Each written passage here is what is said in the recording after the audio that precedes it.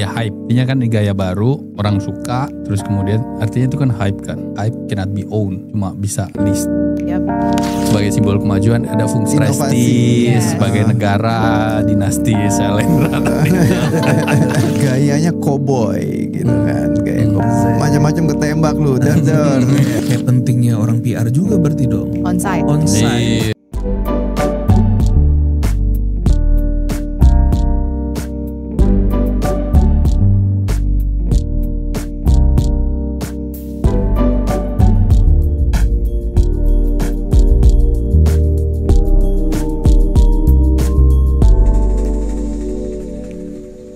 Welcome to another episode of Proxemics everybody. Hari ini langsung kita topik pertama itu kita pengen ngobrolin Pak Purbaya ya. Apa nih? Gimana? Apa? Siapa? What's good, what's not good? Apa yang bisa kita kasih? Bulan lalu kan kita cuma kayak a very quick observation ya kan. Ada style baru. Ada style baru karena the jump between Menkyu sebelumnya dengan Pak Purbaya, Ibu Sri Mulyani sama Pak Purbaya itu kontradiktori banget gayanya. Waktu itu bulan lalu kita ngobrolnya baru sampai sana. Baru itu doang. Ini kan udah 5-6 minggu nih. Ya. Dari segi komunikasi, gayanya, adaptasi to the government, gimana nih kira-kira yang membuat dia berbeda gitu? Iya, lebih bahasa yang dipakai terutama itu lebih sederhana ya. Jadi mungkin bisa diterima. Terus lebih terbuka. Lebih terbuka artinya dia tahu, bahkan ada someone di Kementerian Keuangan sendiri yang cerita sama gue, gue baru tahu tuh ada 600 triliun di BI punyanya Menteri Keuangan gitu. Itu hal-hal yang artinya negara. Dia punya negara. Under Kemenkeu. Bendahara negara kayak duit kita kan ada di use juga. Dia kan Menteri Keuangan praksis. Iya makanya. Nah itu juga artinya kan apa yang gue highlight di situ ada transparansi di situ. Udah mulai ada transparansi. Kita pengen lihat ada 2 poin lagi nih governance-nya. Governance-nya coba buka-buka. Ini ada duit ini, Pemda ini ditaruh di sini, nggak jalan, mandek, segala macam. Dia ngomong governance tuh. Ada uang ini kalau nggak kepakai saya tarik. Waktu itu dia ngomong BGN kalau nggak salah. Nggak jalan gitu. Nah berikutnya kita harus ngomong accountability-nya nih. Transparansinya udah, governance-nya udah, accountability. Accountability itu buat gua bukan sesuatu yang cuma bisa diomongin. Ya kita percaya lah selama ini metode yang kita pakai kalau kita ngerjain project ya atau diminta bantu klien gitu kan selalu dual track ya. Nggak bisa PR-nya doang, kerjaannya produknya nggak bagus gitu. Kan harus both way. Produknya bagus, PR-nya bagus, dan we can make things happen lah kira-kira gitu. Nah, accountability ini yang menurut gua pertama dia butuh waktu. Yang kedua dia harus proven gitu, result harus ada hasilnya. Itu yang gue belum lihat. Misalnya gini, dia bilang 200T taruh di bank-bank. Nah, bank-bank aja banyak pengamat ekonomi ya, bukan kata gue nih, bilang kita likuiditas bank tuh nggak pernah bermasalah. Cuma memang mereka kesulitan menyalurkan karena problem pertama industrinya nggak jalan, ekonominya lesu, daya belinya kurang. Artinya orang mau invest pun nggak ada gunanya. Misalnya lu create produk tapi nggak ada yang beli juga. Bukan soal uang beredar di masyarakat. Itu yang menurut gue yang. Terus yang kedua, yang berikutnya yang menurut gue agak dimulai misalnya kayak komunikasinya itu not about himself atau kerjanya dia, tapi misalnya Pemda ini ada uang ini ada di segala macam, jadi mulai attacking yang lain. Gue nggak bilang yang lain ya, his peers atau siapalah yang aktor-aktor negara lain lah kira-kira. Kelembagaan ini seharusnya komunikasinya harusnya bisa diperbaiki lah buat kami ya, buat kita yang lihat nih rakyat biasa nih, kalau bisa nggak publik gitu. Maksudnya lo masa harus di publik sih? Ya ada beberapa hal yang publik kalau misalnya nggak bisa didobrak gitu ya. Cuma ini kan harusnya koordinasi biasa yang seharusnya bisa dikomunikasikan secara internal. Artinya kita bisa membacanya adalah kalau omongan ini udah ke publik berarti lo ada punya problem komunikasi internal, kan itu yang prinsipnya itu ya. Prinsip yang kita selama ini alami kan gitu. Dan terakhir yang gue lihat adalah ada statement dia yang menarik buat gue. Pertama dia bilang bahwa ada pihak yang tidak menghendaki Indonesia tumbuh di atas 5%. Beberapa medianya kayaknya 1-2 hari terakhir ini ada statement kayak gitu. Dia statementnya kira-kira gini. Mungkin nggak tepat ya, bukan nggak exact apa dia ngomong, tapi kira-kira gini. Bahwa kalau Indonesia udah mau tumbuh 6%, kok tiba-tiba diturunin lagi, ada yang nggak. Lah kita pengalaman ekonomi yang lain semua ya, maksud gue kayak lembaga-lembaga ekonomi udah pernah bilang bahwa kita tuh akan sulit tumbuh di atas 5% karena dengan banyak persoalan lah, soal manufaktur, soal apalah segala macam yang itu yang menurut gue udah mulai blaming OTK kalau bahasa kita ya, zaman Orde Baru tuh. OTK itu orang tak dikenal. Jadi itu buat gue agak mengkhawatirkan. Bisa di titik ini. lah. Iya, kira-kira itu. Yang lain? Kalau dari gua ya, gua sih ngelihatnya dia memang lebih lugas lah ya, lebih direct gitu, lebih langsung, lebih ceplas-ceplos dibandingkan menteri sebelumnya ya kan. Mungkin ada sebagian pihak yang kaget dulu menteri keuangannya tenang, fokus kerja. Mengeluarkan kebijakan-kebijakan ini lebih banyak ngomongnya dan gue udah ketemu nih sama beberapa redaktur terkemuka dari media-media besar gitu kan. Gue nanya mereka pandangannya sambil ngobrol-ngobrol, gimana nih menteri keuangan baru gitu. Mix reaction, ada yang setuju banget, ada yang suka banget mungkin karena kedekatan udah lama. Ada juga yang kritis banget nih, gak setuju nih, mungkin kayak Sofyan gitulah tipenya. Gue bukan yang gak setuju, kritis. Iya kritis. Tapi yang bisa gue simpulkan dari banyak liputan media itu bahwa pendekatan komunikasi yang dia terapkan itu gayanya cowboy gitu kan. Gaya cowboy itu gimana? Cowboy. Iya lu macam-macam ketembak lu. Dar. Straight shooter. Asik. Nah, gaya cowboy ini ya interpretasi masing-masing lah ya. Cowboy itu kayak gimana gitu. Ada cowboy yang bekerja benar di pegunungan, Mountain Brokeback Mountain. Itu yang benar. Filmnya itu all time favorite. Itu kalau Sofyan jadi cowboy itu dia cita-citanya gitu ya. Berkuda gitu. Di Brokeback Mountain. Anyway, terlepas dari tapi gini, kelebihan dari pendekatan cowboy ini itu adalah apa yang dia sampaikan tuh mudah dipahami oleh orang-orang. Bahasanya sederhana, untuk masyarakat kelas menengah itu gampang dimengerti, memberikan image, kesan, citra bahwa pemerintah melalui Departemen Keuangan itu sekarang lebih terbuka kepada publik. Sampai batasan itu kalau dari gua, orang yang sudah lebih dari 25 tahun bergelut di dunia komunikasi ini, fine-fine aja. Gue setuju. Gue setuju lah dengan gaya komunikasinya itu, cowboy nggak cowboy.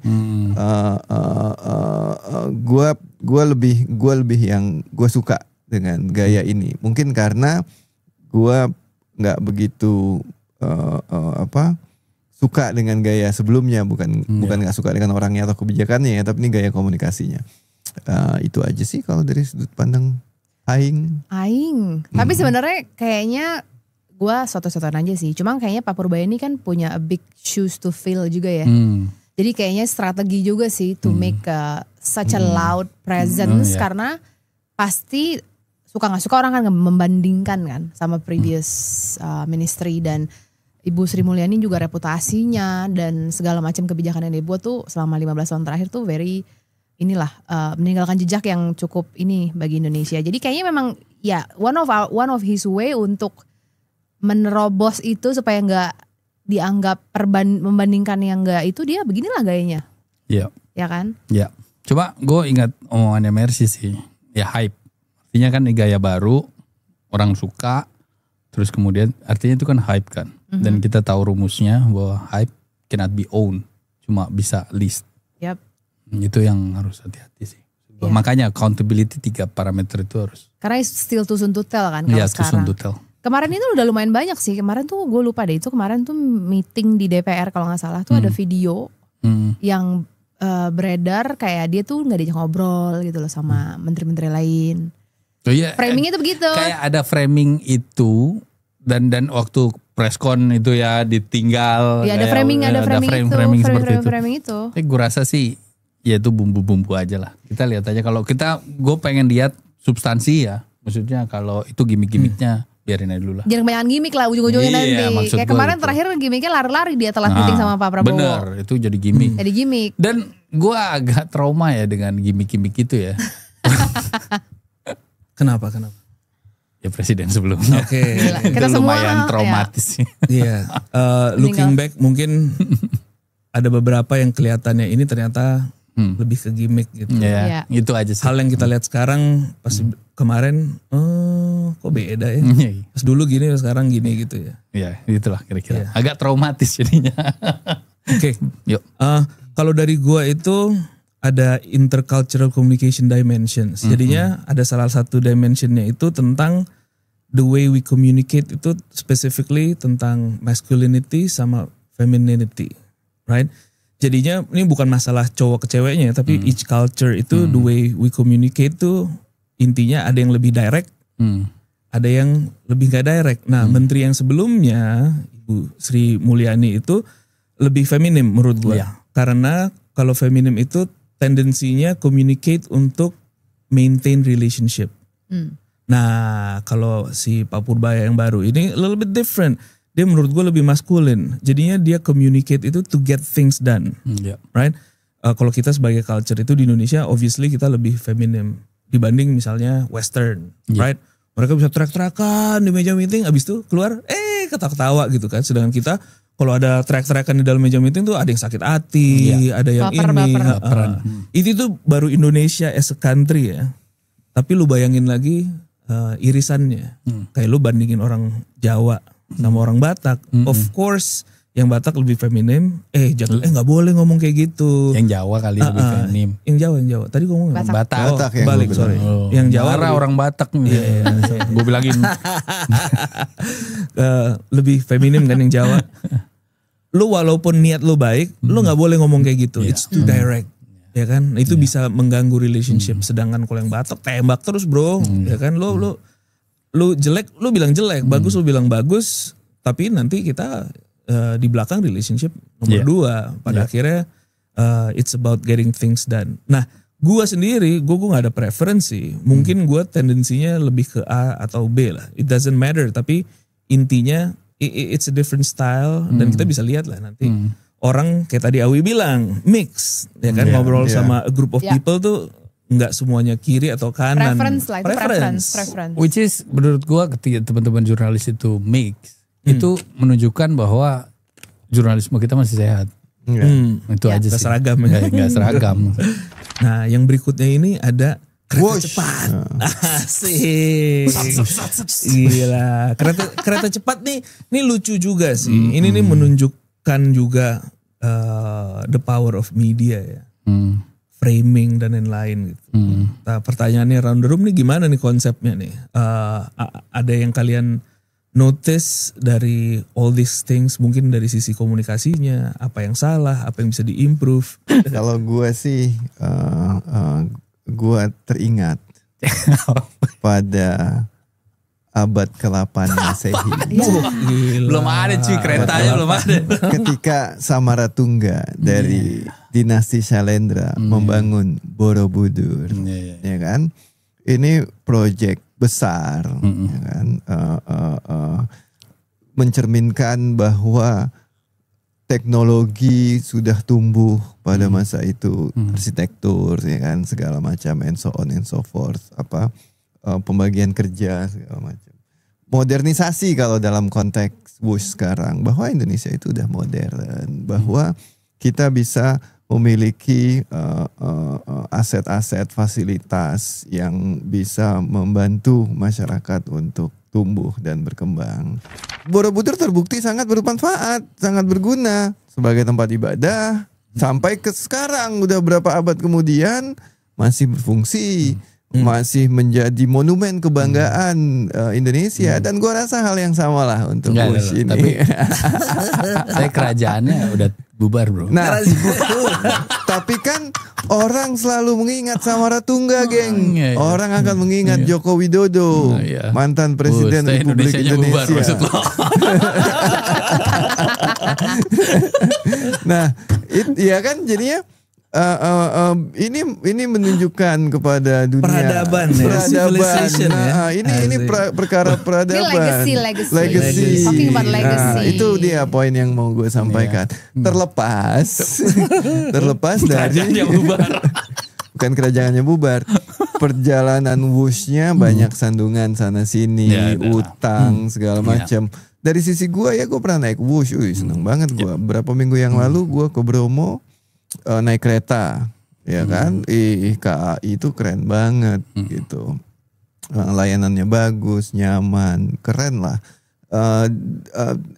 Terlepas bahwa KAI-nya menanggung kerugian subsidi silang gitu-gitu, itu hal yang mereka pikirkan lah gimana udah cara mengatasi.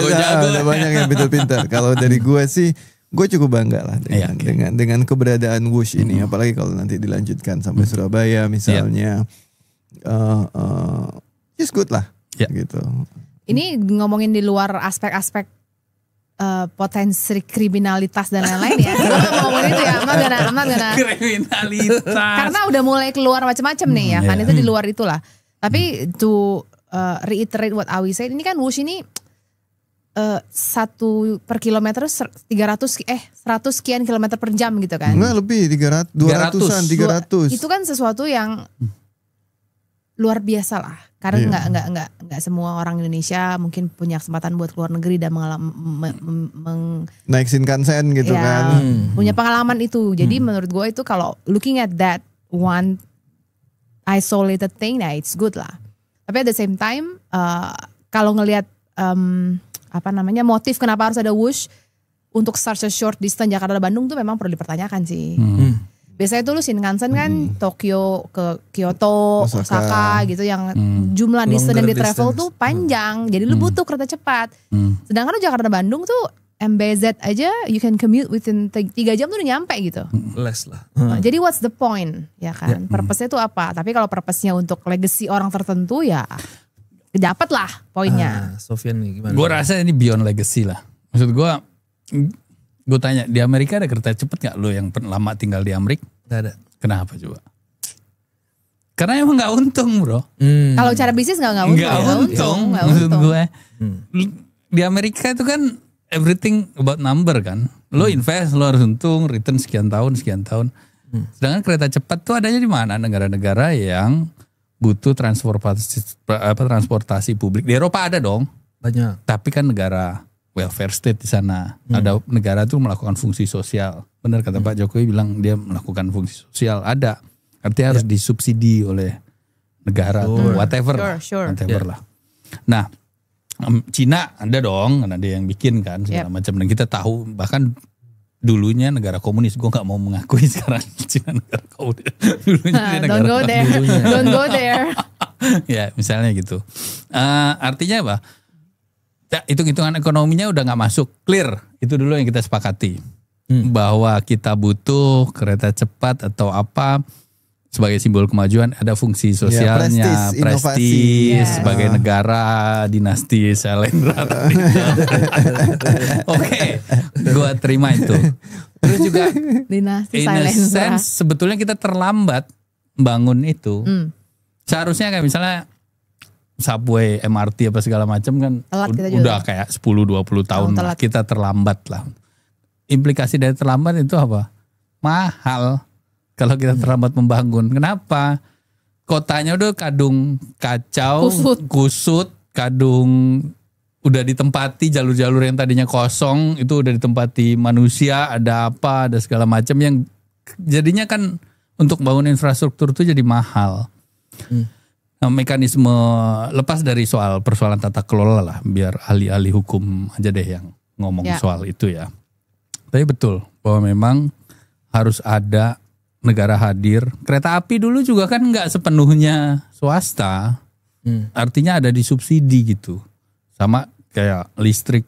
Karena memang ada tujuan tertentu untuk jadi katalis pembangunan lah. Kita tahu kalau mobilitas itu tinggi, otomatis nanti ekonomi juga akan ikut naik gitu misalnya. Nah, soal tata kelolanya biarin lah. Cuma maksud gue memang perlu diperhatikan. Jadi kalau banding-bandingin ini berapa yang gue baca nih, banding-bandingin kita biaya 17 juta per kilometer, juta USD ya maksudnya. Di mana kemarin? Di Cina di Cina 17 juta per kilometer, di Arab juga 17, kita 52, itu angkanya hampir 3-4 kali lipat lebih mahal. Ya itu tadi karena kita lewat ke jalur yang Meda-meda salah satunya itu lewat jalur-jalur itu. Ya pembebasan lahan segala macam costnya lebih besar daripada lu bebasin gurun dari kalajengking kan. Kira-kira gitulah. Kalajengking nggak perlu uang karahiman. Nah, Scorpion King nih, Sofyan nih mengingatkan gue pada Scorpion King. Iya, tapi berbisa dia. Dan sejarahnya itu kan udah dimulai pembahasannya udah dari 2013, bahkan sebelum pemerintahan Jokowi. Dari zaman masih Pak SBY waktu itu. Nah, udah nego sama Jepang segala macam. Tapi prosesnya nego sama Jepang itu nggak transparan kayaknya. Maksudnya dari 2013 sudah ada tuh nggak pernah dikomunikasikan gitu. Jadi terus dia jadi presiden, Pak Jokowi jadi presiden, terus tanda tangan apalah MOU dengan presiden Cina, bilang salah satu poinnya adalah itu. Kita nggak tahu artinya apa. Kenapa gue nggak mempersoalkan tata kelolanya itu? Gue yang mempersoalkan. Artinya ini kan hubungan G2G. Government to government. Apakah karena kita milih Cina hubungan diplomasi sama Jepang jadi buruk karena tadinya Jepang udah counter proposal juga segala macam. Itu keputusan yang diambil oleh presiden saat itu. Artinya dia aware dengan segala risiko politik, ekonomi, geopolitik dan lain-lainnya ya. Tapi faktanya kereta cepat ini ada sekarang dan kita menanggung hutang yang lumayan besar kan, kira-kira gitu kan faktanya. Dan itu 60 tahun itu yang masalahnya lah. Ya itu sekarang yang fakta yang harus dihadapi. Angka yang paling banyak digaung-gaungkan itu kan si 118 triliun itu kan. Ya 118 triliun. Oke. Nah kalau cara gue itu kan gak sepenuhnya uang negara, sudah utang itu kan utangnya kereta api dengan segala macam mekanismenya. Ada yang bilang bahwa itu ditaruh di kereta api, ada jaminan dari negara atau whatever lah. Ada berapa juga yang muncul bahwa kita memberikan jaminan atau apa. Nah orang yang takut itu adalah supaya kita gak jadi kayak Sri Lanka yang gak sanggup gagal bayar, default, terus pelabuhannya diambil segala macam. Simple kalau penyelesaiannya menurut gue ya, ada beberapa opsi. Pertama, ambil alih utangnya sama pemerintah karena kita udah sadar bahwa secara bisnis ini nggak menguntungkan karena ada fungsi sosialnya. Atau ketika mau diambil secara bisnis mungkin Pak Menteri Purbaya udah bilang bahwa diambil alih dan antar aja misalnya, yaitu restruk terus dibenahin secara bisnis, ya kan? Ada satu lagi sebetulnya solusi ketiga, BOT-in aja kayak selama ini BOT, build, operate, and transfer itu biasa dilakukan untuk proyek-proyek yang punya kepentingan publik kayak jalan tol. Beberapa ruas area kita tuh sistemnya BOT. 15 tahun, 20 tahun, 30 tahun. Lo bangun pakai duit swasta, mereka kelola sendiri, mereka dapat keuntungan dari situ, mereka bayar pajak, negara tetap untung. Bayar pajak kan. Nah nanti kalau udah 30 tahun kembalikan ke pemerintah. Tapi BOT itu harus ada syaratnya. Bangun sampai Surabaya. Tapi bukan pakai duit BOT. Gue kasih BOT konsesi, oke, ini selesain buat restruk, tambahin jalurnya sampai Surabaya, BOT 30 tahun. Nggak pakai duit negara, nggak pakai duit Danantara, pakai duit entah dari mana lah. Yang pasti kan pakai duit dari Arab. Bukan dong, itu kan duit Cina udah pasti karena kan infrastrukturnya sekarang infrastrukturnya Cina. Udah pasti, ya udahlah silakan aja kalau buat banyak dipermasalahkan juga sih terkait serapan TKA. Iya, nanti gitu loh. Jadi maksudnya isu nasionalisme keluar kemana-mana, jadi domino efek itu loh. Kemarin muncul. Jadi isu ini kan kayak fungsi sosialnya debatable nih. Kalau lu nonton, if you crawling di mana-mana nih fungsi sosialnya debatable kalau rutenya Jakarta Bandung. Terus TKA yang diserap dari proyek KCIC ini komparasi sama Jepang tuh jauh banget. Kayak berapa belas sama berapa ratus gitu. Banyak lah perdebatan-perdebatan yang ada di luar sana saat ini. Makanya itu gue gak mau, karena kita ingat gak sih itu dibangun kan 2018-17 terus 2019-2020 ada COVID, ada segala macem. Dan itu bukan persoalan Indonesia aja, itu persoalan dunia maksud gue ya. Pasti itu akan ada penyesuaian, pembengkakan jalur logistik, kita ingat lah dulu. Sampai ada klien kita yang kesulitan, dia jualan barang di sini kan, dia kesulitan punya barang stok kan. Artinya itu kan increasing deh. Dan orang kadang lupa bahwa kita pernah ngalami itu sekarang, terus baru ribut-ribut sekarang soal itu gitu. Buat gue kalau soal tadi soal harga, ya udah kasih aja konsesi misalnya. Emang kita punya kemampuan secara teknologi, secara sumber daya untuk bangun itu enggak. Jadi menurut gue ya udah bangun sampai Surabaya BOT tapi ada transfer of teknologinya. Karena nanti di 30 tahun itu teknologi udah obsolete kok. Udah obsolete. Jadi ya udah kasih aja gratis gitu ke Indonesia. Apa susahnya gitu. Tinggal negotiate lah presiden yang sekarang. Jadi kebijakan tuh jangan separoh-separoh gitu. Nanti perganti presiden ininya berhenti apa cuma perannya kan begitu. Ya enggak gitu lah. Maksudnya kita berpikirnya sebagai bangsa nih, bukan apa rejim ke rejim gitu. Kalau enggak ya mandek-mandek aja terus. Jadi itu my 2 cents lah. Oh iya. Nanti tolong disampaikan ke Pak Menteri Keuangan. Oh iya. Mudah-mudahan. Ini ide Sofyan ini akan mendorong ekonomi tumbuh sampai 8%. Iya, itu apa sih? Gue gak tahu hubungannya apa itu. Pokoknya sampai sana kayak naik kuda dia. Back mountain lagi ya. Film favoritnya Awi itu. Ditonton berulang-ulang. Kalau dari gua itu sebenarnya solusinya it's part of it, a big part of it. Tapi mekanismenya yang mekanisme pengambilan keputusan. Itu yang pengen gua soroti karena gini. Oh iya oke lah solusinya ini gitu. Tapi kalau misalnya kita nggak benar-benar teliti kenapa it becomes a problem in the first place, lo akan ngulang-ngulang terus cuy. As a country ya. It's one mistake after another. Maksud gue gimana caranya yang kemarin itu bisa geser dari Jepang ke Cina, right? Whatever the decision making itu yang mesti apakah perlu dilibatkan pihak lainnya, nggak bisa cuman eksekutif doang misalnya, right? Supaya atau mungkin bisa lebih transparan. Nah yang kayak itu-itunya menurut gue yang probably moving forward yang perlu diperhatikan gitu. Bahwa sekarang solusinya ya menurut gue yang tadi lo sebutin makes a lot of sense gitu kan. Kayaknya it alleviates a lot of problem from a lot of parties lah.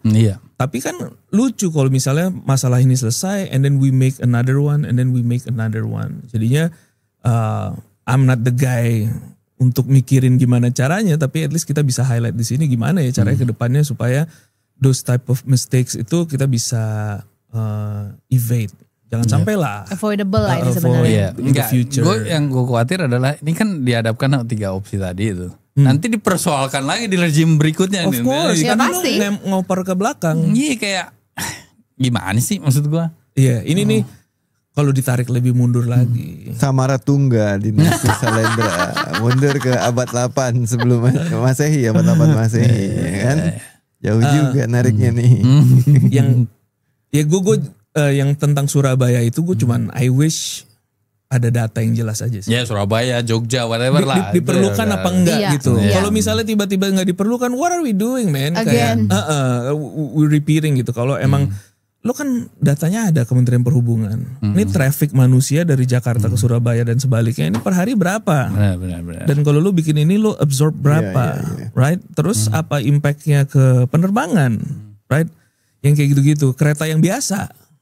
Iya. Right? Kalau misalnya lu menggantikan itu yang lama terus ngapain? Jalur kapal pel nih. Jalur kapal pel nih. Awi kan mau berlabuh nih. Mau naik kapal dia. Dia sambil berenang soalnya. Sailor ya. Dia kan ocean man. Sambil berenang. Kapal jalan duduk ikut. Iya, dia ikut dari belakang. Lumba-lumba. Aquaman.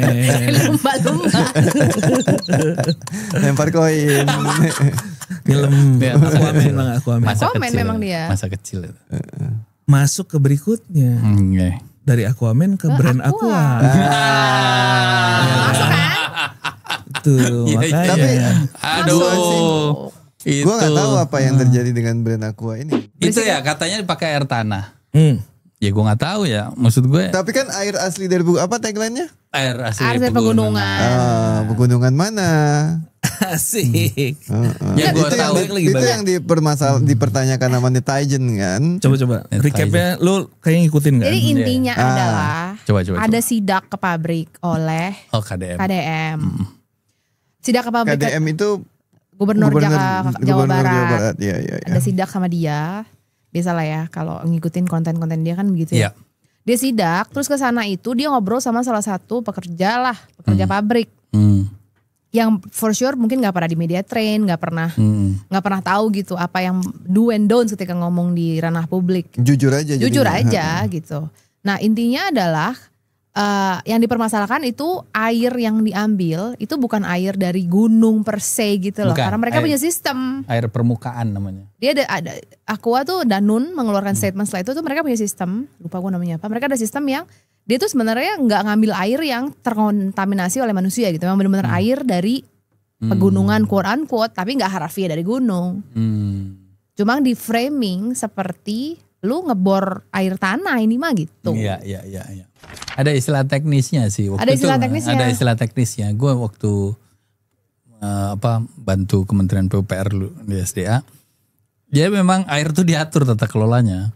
Ada air tanah namanya, terus air apa lagi segala macam. Nah ada memang air yang bawah itu harus di air zam-zam. Bukan, air di bawah tanah itu memang ada ketentuannya, ada license-nya untuk itu. Yang which gue yakin perusahaan sebesar Danone Aqua itu comply lah dengan regulasi tersebut.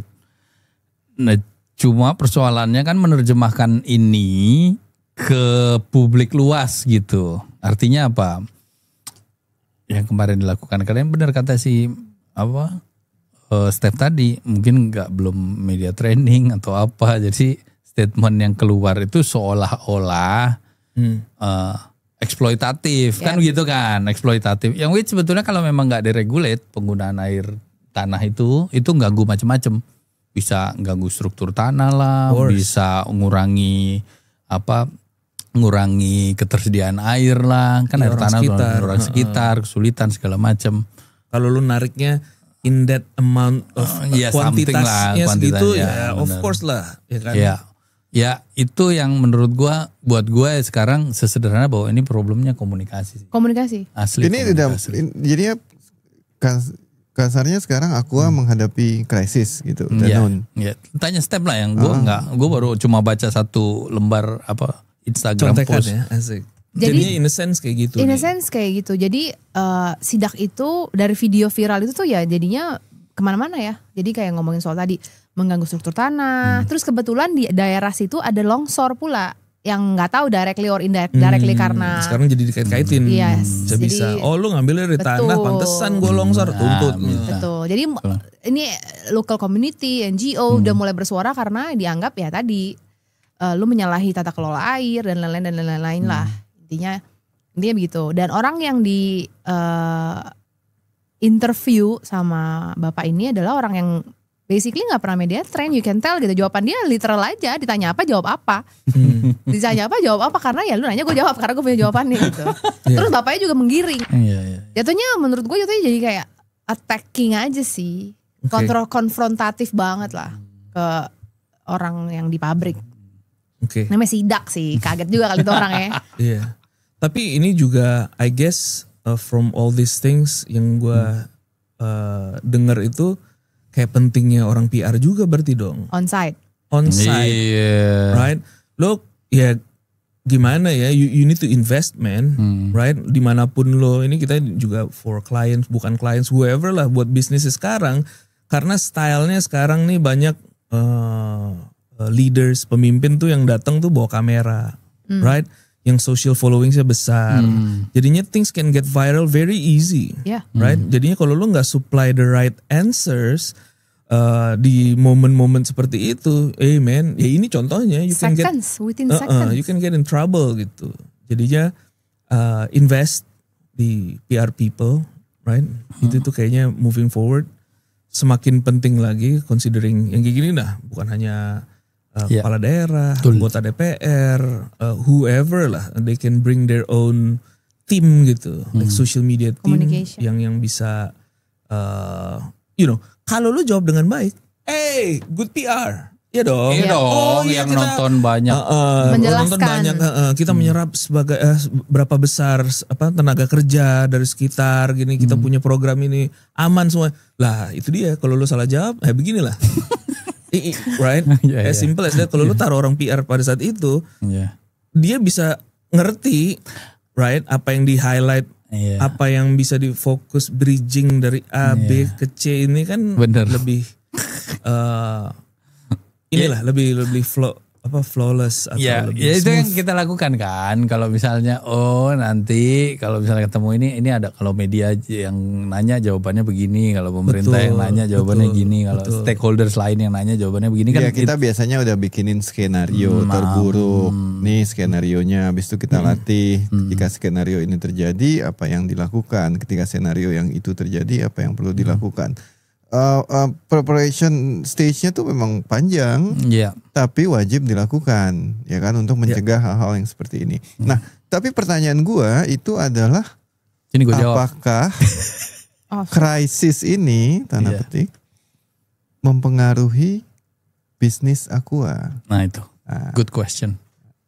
Itu jawabannya. Gimana gue tahu? Harus lihat dulu datanya. Yang punya Aqua kali, bukan kita juga. Tapi ini industri air mineral ini lumayan cutthroat lah ya. Karena beberapa waktu lalu juga sempat ada campaign. Gua nggak tahu ada campaign atau enggak bahasanya. Tapi ya itu isu terkait Aqua galonnya BPA, mengandung ini, mengandung itu. Jadi this is an industry yang very prone to crisis. Jadi secara bisnis apakah berpengaruh atau enggak, pasti ada lah ya efeknya. Secara branding itu kan nggak mudah dan dibangun berpuluh-puluh tahun oleh Aqua, dan jadi gradually tuh brandingnya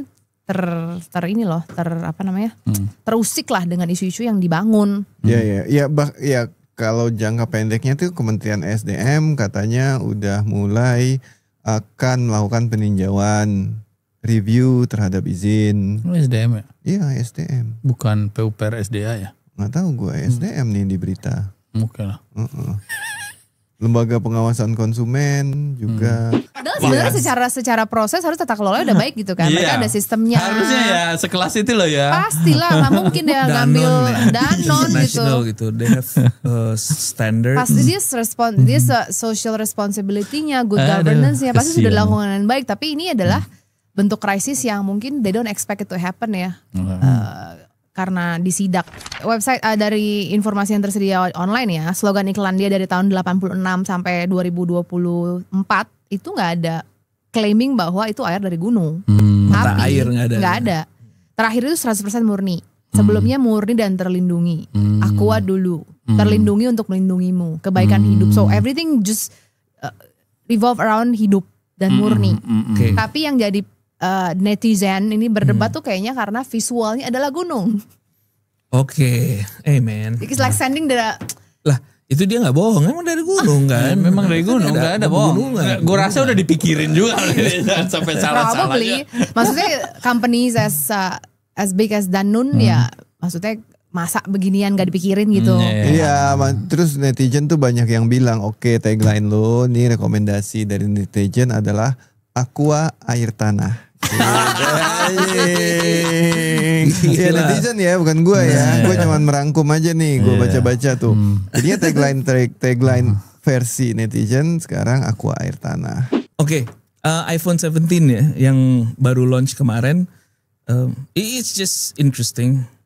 Banyak banget. Gue ngeliat itu banyak orang kayak, jangan beli karena ini scratch gate or whatever, right? Gampang lecet ini itu.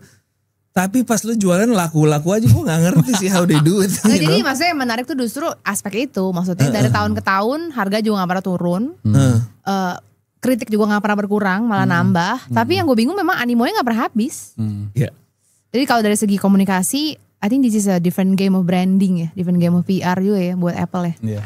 Jadi sekarang ini shout out buat Data is Beautiful. It's a YouTube channel. Gue ngefans aja. kayak progress gitu through time. Cek, dia naik go play ya. Asik promosi ya. Kayak dia naik turun. Nah ini gue pengen ngeliat yang bagian OS. Oke. Nah, OS ini kalau nggak salah Windows sama Mac. baru keluar tuh untuk Apple tuh kalau nggak salah baru masuk top 10 ya, karena dia ngeliatnya top 10 Maret 2010 itu baru 1,5%. Apa namanya untuk Market share. OS ya. Ini nih beda sama Mac, beda sama Windows, Android belum ada bahkan kan pada saat. BlackBerry 1,5%.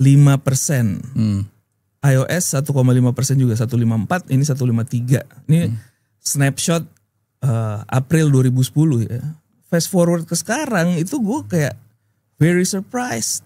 18,5% man Apple OS. Oke. Intinya it's very surprising gimana dari tahun ke tahun dengan all the criticism, kameranya bagusan ini, ini gampang lecet. Tapi lebih ke fenomena ini ya, maksudnya sebagai orang yang di industri smartphone cukup lama ya. It's hard man to stay relevant. Susah cuy. So hard. It's very hard to stay relevant. It's very hard to live up to the hype juga tuh susah. Jadi dengan apa yang Apple lakukan itu, it's not, dan itu tuh proses lah. Maksudnya dulu tuh pasti mereka sudah melakukan a lot of the right thing.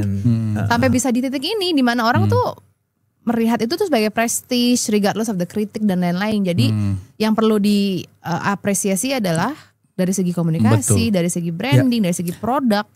Itulah. Cuma ada satu yang menarik to stay relevant. Yang gue pengen lihat gimana dia handle campaign-nya Xiaomi nih. Yang dia bikin produk sama persis sama Apple. Bahkan dia skip the numbering-nya. Iya, pokoknya biar sama. Harusnya kan just for the sake of nyamain. Gue kan kemarin pengen yang 11 itu kan. Saya kan dia 11 kalau gak salah ya sekarang. 10, 11 harusnya kan setelah itu. Ini Mi ya. Mi 13. Sorry. Dia harusnya Mi 13. Sorry Mi 13. Harusnya 15. Harusnya 15 langsung. Harusnya 15. Harusnya yang gue tungguin harusnya 16 kan gitu yang dia setelah skip ini. Ke 17. Dia langsung skip langsung ke 17. Oke. Dengan penamaan yang sama. 17 Xiaomi Pro. 17 Pro Max. 17 Pro, 17 Pro Max. Dengan tampilan yang sama persis. Gak ada gitu, bahkan lebih canggih. Ada layarnya. Bisa diituin gitu-gitu. Gue pengen tahu, dan ini kan campaign yang soal ini kan udah agak lama kemarin yang dia bikin iklan di koran terus yang dipersoalkan sama iPhone kalau nggak salah.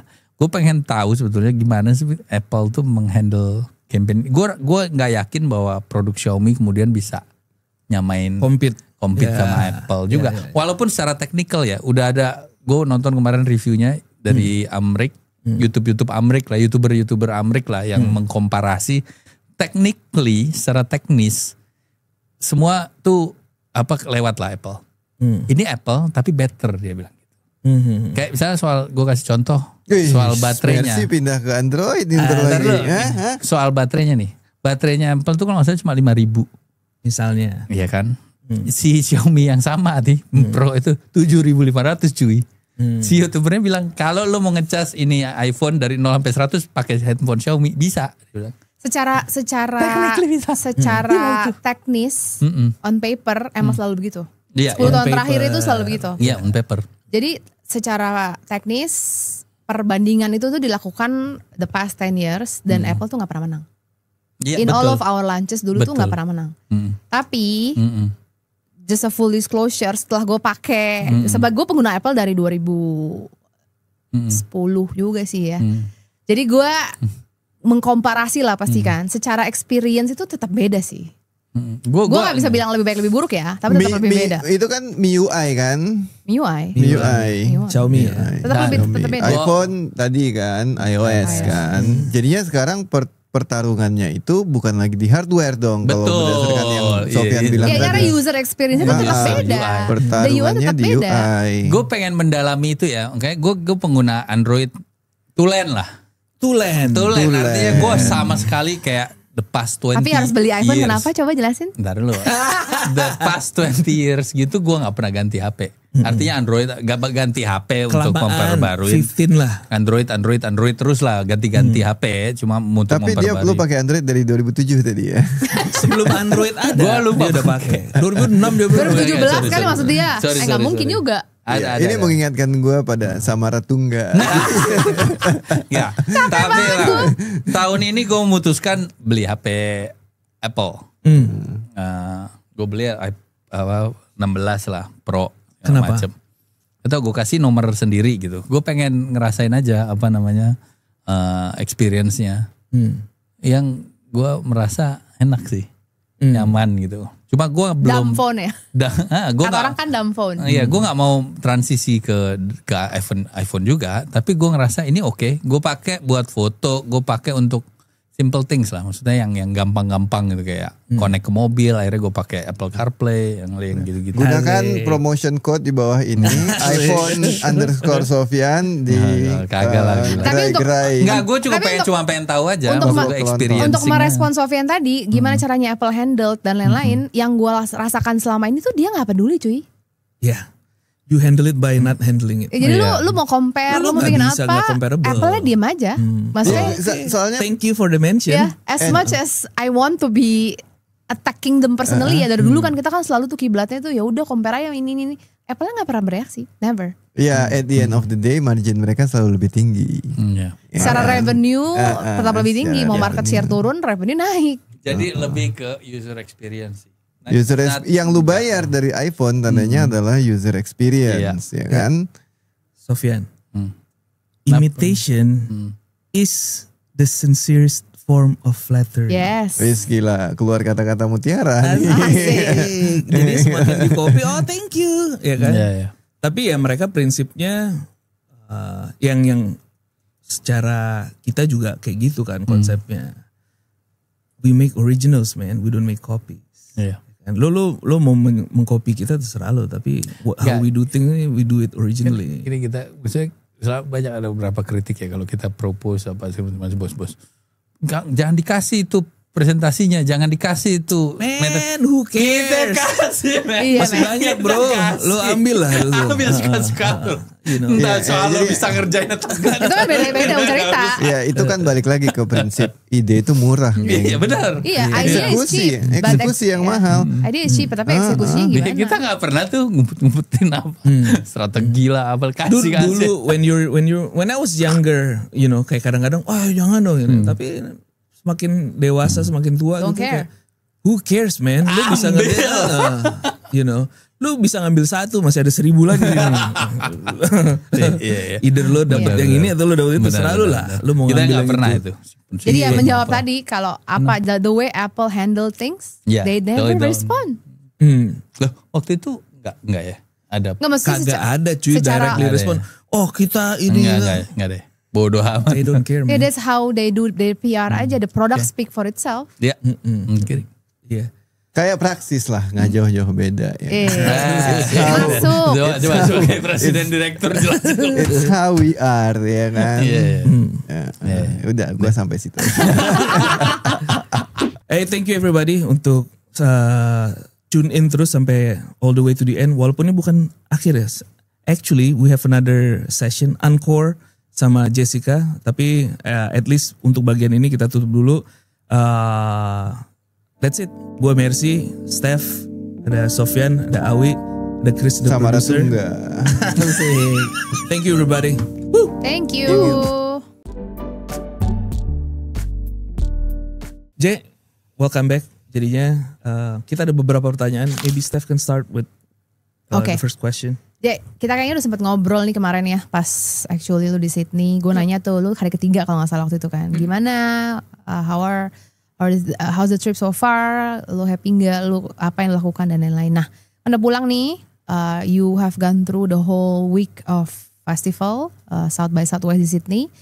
Pada saat sebelum lu go kan lu actually bikin deck, you research, you read a lot about different things. Nah pasti ada ekspektasi dari sana kan. Like after you go and after you join all of the session, did you think your expectation and the reality meet? Definitely. Okay. Sebenarnya ada 2 ya yang mau aku highlight. Yang pertama itu aku sempat mention di call kita pas kemarin itu tentang AI. Kayaknya sekarang semua orang ngomongin tentang AI, gimana cara mengaplikasikannya di kantor masing-masing, di industri masing-masing. Tapi kadang kita lupa untuk belajar gimana sih nge-treat ini secara bijak gitu ya.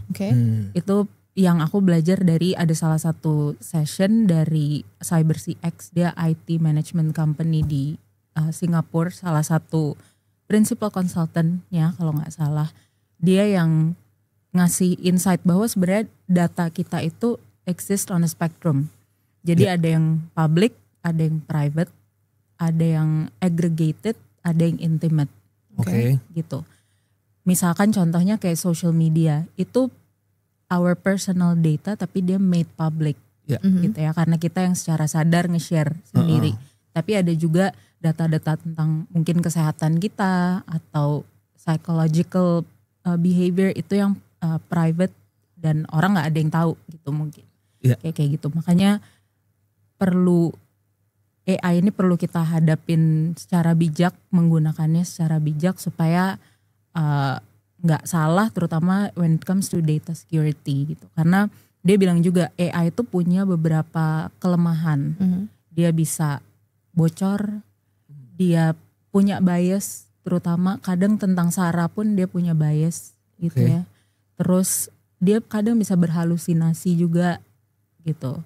Dan bener lagi. Ya kan, kadang AI juga suffer from human failings, yaitu misunderstanding context dan not adapting gitu.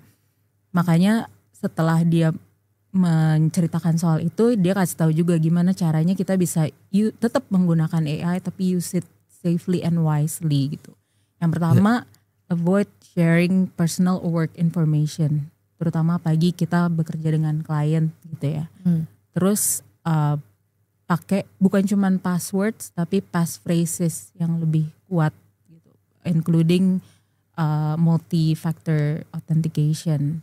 Terus kita harus stay updated sama platform policies, walaupun si terms and conditions itu mungkin 50 halaman ya. Tapi kita baca pakai AI. Yang dimasukin AI lagi. Tapi sebetulnya itu penting untuk tahu sebenarnya data kita nih dipakai untuk apa dan dioper kemana gitu. Terus always verify, kayaknya itu yang kita juga selalu tekenin di praksis gitu ya. Dan stay informed karena mau gak mau kita akan menggunakan in some ways gitu ya di pekerjaan, di kehidupan pribadi. Tapi ya best that we can do adalah use it wisely and keep ourselves educated gitu. Itu ya untuk aku sendiri ya, itu si neuromarketing itu. Gimana mengombinasikan the scientific aspect in our brain dengan psychological, terus mengubah itu jadi insights untuk memahami cara berpikir, kemudian pola customer dalam membeli kayak gitu. Sebenarnya ini yang ngomong by the way namanya Sarah, dia owner dari 22 Digital, a marketing agency in Brisbane kalau nggak salah. Jadi cara orang memproses informasi itu ada 2, ada human emotion, ada brain function. Kalau human emotion itu setiap orang beda-beda. Aku sama Kasef sama Mas Mercy cara melihat satu benda mungkin beda, tergantung upbringing, tergantung pendidikan mungkin dan lain-lain, tergantung emosi kita di hari itu. Itu yang mungkin berbeda. Tapi when it comes to brain function sebenarnya mirip-mirip. Kita perceive something, kita interpret, dan kemudian kita merespon. Semua orang pada umumnya kayak gitu cara mengolah informasinya gitu. Nah, si universality-nya itulah yang memungkinkan si neuromarketing jadi possible. Karena ada shared patterns, itu yang bikin neuromarketing possible gitu. Nah, kemudian dia ngomongin juga sebenarnya ada beberapa quirks di otak kita yang mempengaruhi pola pembelian gitu. Ada novelty detection, itu ketika kita ngelihat sesuatu yang baru, kita kasih attention ke barang itu. Kemudian mere exposure effect, semakin sering kita dengar sesuatu, semakin sering lihat billboardnya di jalan, ngelihat iklan di TV, ngelihat di handphone, semakin familiar dan semakin likable, semakin pingin. Kemudian semantic satiation, itu repeating a word too many times sampai dia lose meaning. Nah, kadang kita gitu ya, kayak ngelihat satu kata, mikirin dan ngucapin itu terus sampai kata itu udah gak ada artinya lagi. Sama yang terakhir itu habituation, ketika stimulus itu diberikan terus menerus sampai otak itu jadinya it stops making sense for us. Nah, sweet spot yang ideally ada di marketing itu adalah di novelty detection sama mere exposure effect. Jadi orang familiar enough dengan brand kita untuk suka dan percaya, tapi tetap ada sesuatu yang baru. Novelty-nya itu. Selalu ada yang baru untuk tetap keep us engaged, gitulah kurang lebih. Nah, menurut aku ini relevan juga untuk kita sebagai PR consultant, karena ketika kita udah mengerti how it works up here, kita jadi bisa design campaign or message yang bisa better engage our audience gitu. Gitu sih. I think it's very interesting way of doing marketing ya. Karena yang tadi Jay bilang juga bahwa ada dua aspek yang penting gitu. And one is really cannot predict kan, karena everyone has a different history, upbringing, education, dan lain-lain lah. Tapi yang satu ini, it does seems like it has a pattern that you can track. It has it respond to the same thing lah. Jadi ini bisa dipelajari gitu, dan in the future bukan jadi hal yang impossible untuk orang actually doing this more neuromarketing. Anyway, moving forward, you think people should go right now that you experience, kan nanti tahun depan harusnya kita send another person right to go over there and experience kind of the same thing that you did. Tapi not only for us lah, itu that has been decided, we're sending. Tapi yang lainnya gitu, you think more people should go and see what it's all about atau apa? Iya sih, karena menurut aku it's a very good learning experience. Dan definitely ketika datang ke sana harus dengan mindset I'm not the smartest person in the room. Absolutely. I'm maybe the dumbest there. Gitu. Yaitu datang dengan mindset mau belajar, mau menyerap, mau kenalan dengan orang baru, gitu sih. Jadi dan itu tadi karena berangkat cuman sendiri, jadi semakin banyak. I'm not much of a planner when it comes to traveling. Mungkin kalau di pekerjaan iya, tapi di traveling I'm more of a go with the flow type of person. Ya ketika sendiri beneran itu tadi, karena cuman bergantung sama diri sendiri kan, harus plan out the day dari bangun sampai tidur. Ke conference yang mana aja, mau sambil makan apa dan lain-lain, itu pengalaman yang berharga banget sih kalau buat aku. Since the first time that we are doing this, I think you set a good standard lah ya. Maksudnya you set a expectation juga internally, dan harapannya itu berikutnya the next batch, they will learn more, they'll expect more, and we'll be bringing a lot more creativity lah into the group.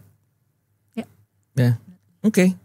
I think that's about it. Thank you, Jay, for dropping by. Nanti kita obviously will look out for the sharing session internally. Sayangnya nggak dibagikan di YouTube or in this podcast. But yeah, that's about it. Thanks everybody. Thank you. Thanks, Jay.